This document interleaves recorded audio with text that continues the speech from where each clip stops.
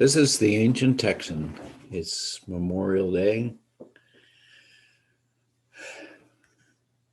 31st of May. I've only got one story here today. It's a newspaper article in Israel.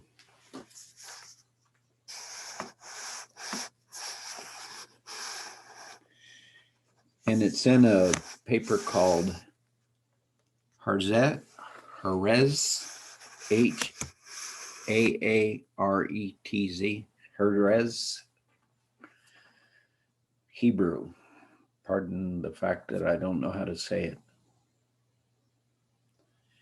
And it's called See Their Children Laid Out, Dare to Talk About Israelis' Responsibility. It's a picture of 67 children that were killed by the Israeli bombing. Just normal children. Little girls, boys, girls with headbands, children with missing teeth. Some of them having a mask on. Some of the girls having headdress on. Most of them dark-haired, some kids with glasses that are too big. They have parents and grandparents that love them.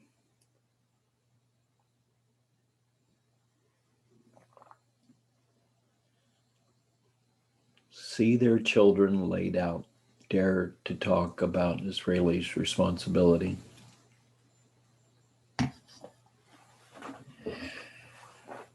The author starts off with a simple statement. On Thursday, I felt great pride in being a Haaretz reader and writer, and deep shame with being Israeli. He starts out with a quote from an Israeli pilot who said that he felt great relief after dropping the bombs on Gaza.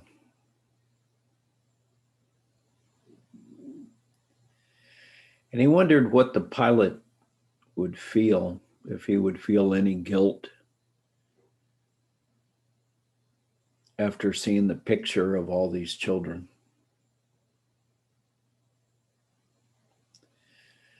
The writer says the pictures are shocking in their cumulative magnitude. All the propaganda about the most moral, the best going to the Air Force, about surgical airstrikes. He said all that propaganda seems to dissipate when looking into the face of the children. The gleaming 10-year-old Rafi, the face mask worn by the 9-year-old Amir, who would not celebrate another birthday. The kid, 8-year-old Islam, in his colorful sunglasses, which would probably be the first and last picture of him.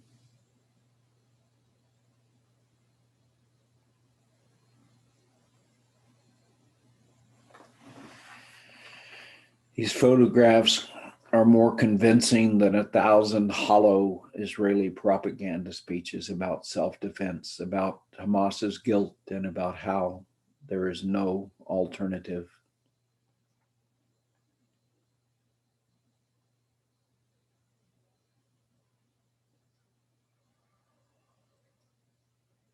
And they overshadow all the speeches given by the Air Force pilots, are considered the best of Israel.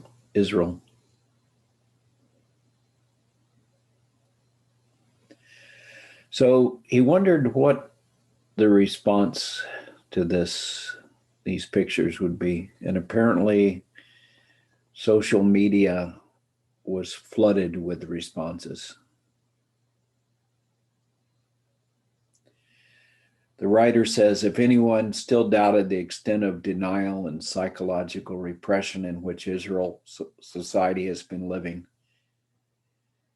anyone that has doubted the seriousness of its moral sickness, the reaction to the front page proved it. This society is very sick. The debate in the media and on social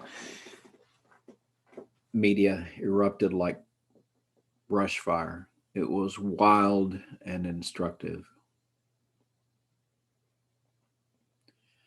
No one talked about the dead children, the horrifying dimensions of the killing, or about the army that committed it. That was not the topic. It was an amazing aerobatic display.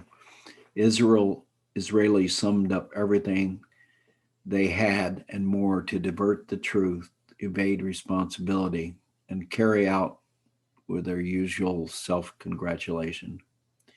Here's a partial list of how people in Israel responded to these pictures. Harass, the newspaper, is guilty because they didn't publish photos of the 2 Israeli children killed. The newspaper screwed up because they didn't publish the pictures of the 2 Israeli children killed. Well, maybe that would have been better, more appropriate. The New York Times is guilty because they said only 2 children of the Israelis were killed.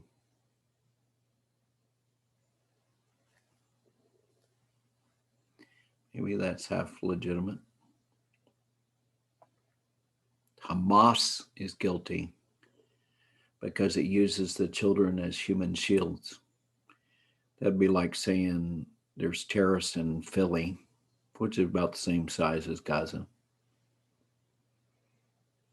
and we sent in jets to bomb the city. Of course, we were trying to bomb the terrorists, but that's the way we decided to take out the terrorists. We didn't decide to send in the police or the military and have a fight with the terrorists. We just bombed the city of Philly because that way none of our people get killed. That's actually amazing to me. Hamas is guilty because it fires rockets from population centers. Gaza is 20 miles long, 4 miles wide, plus or minus a couple of miles either way. 2 million people. The people are locked inside a fence. The whole area is a ghetto. We're talking about bombing Philly ghetto where poor people live, homeless people, people without, many of them without a good place to live.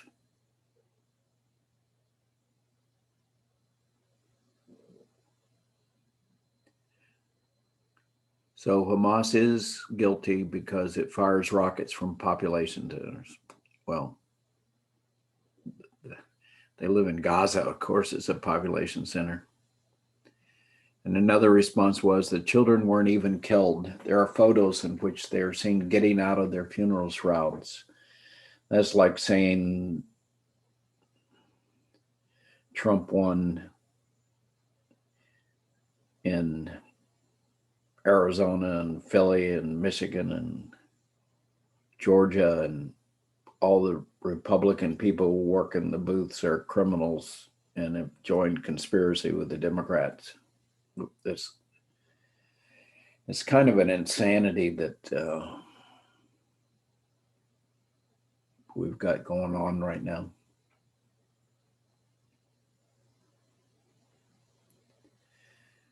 Netanyahu, the prime minister, of course, is not guilty or doesn't bear any of the responsibility for the killing. Under the auspices of a pitiful media outlets, an entire society was enlisted as one, shoulder to shoulder, to evade any responsibility, to deflect any blame, to accuse the entire world, to dispel any doubt and say, it is not by our hands this blood was spilled. But the bitter truth is that it was only by our hands. This is the reporter speaking. There is no other way to present it. There is no other truth to put on display. One can say that this is what happens in war and even think that if it were not for Hamas, this war would not have erupted, which is very doubtful. But placing the entire blame on the victim is a new record in Israeli contemptibility.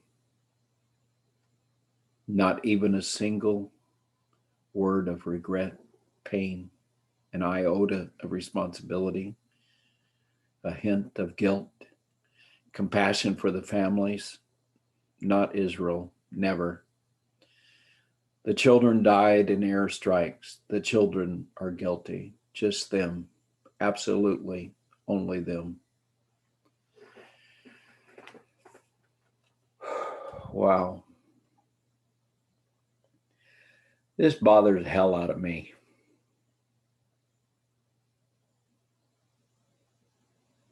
It works for me. Looking at the pictures of the kid bothers the hell out of me.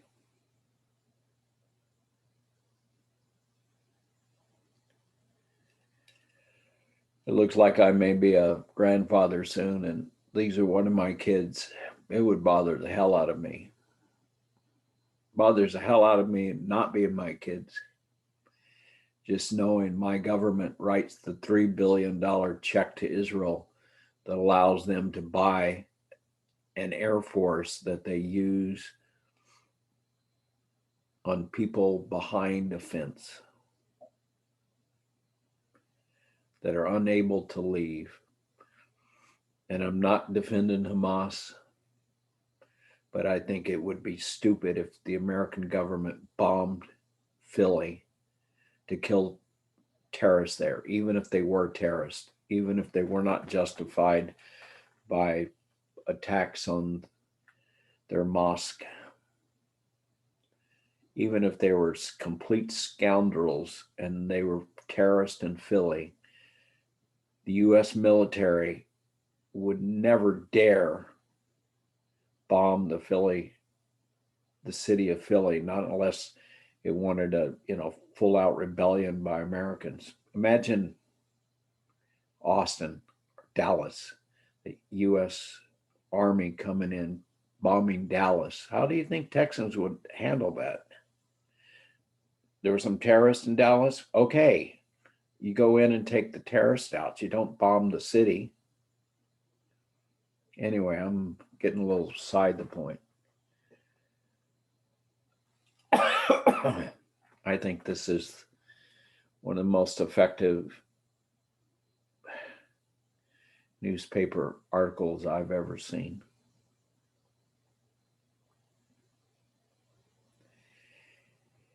And if it doesn't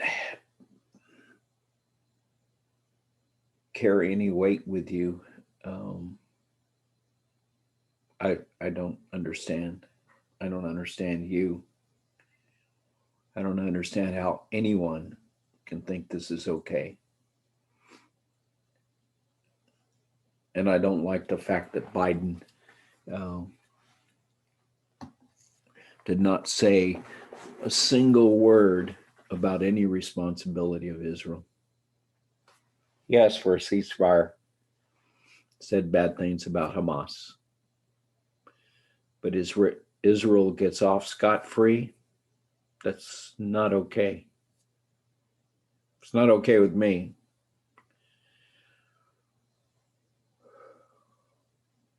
Is it okay with you? This is the Ancient Texan. Have a good one. Remember the kids.